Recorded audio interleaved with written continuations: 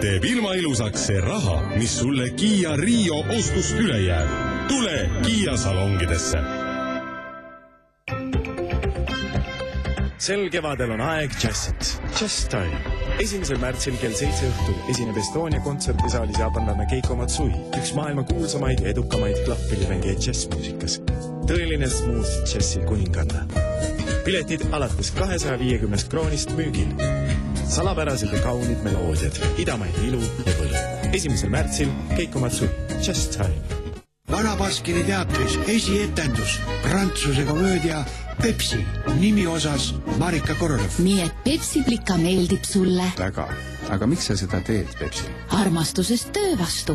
Ja pealegi on mees oma olemuselt üks hell olemus. Tallinnas Salme kultuurikeskuses 22. ja 26. veebruaril ning 6. märtsil. Tartus Vanemuise suures majas 28. veebruaril ja 5. märtsil.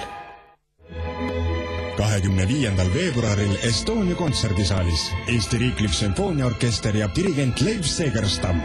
Ettekandele tulevad Dvořáki kuulsaim sümfoonia uuest maailmast, samuti Sibeliuse ja Segerstami teosed.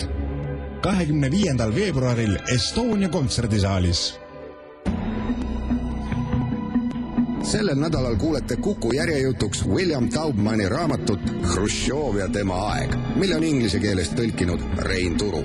Kui küsida inimestelt, mida nad mäletavad Nikita Hruštšovist, siis meenub neile tõenäoliselt labane harimatu kloun, kes tagus ÜROs esinedes kingaga vastu kõnepulti. Kuid too lühikest kasvu jässakas energiline mees polnud sugugi vaid mingi nõukogude naljanumber, ehkki ta on paljude anekdootide tegelane.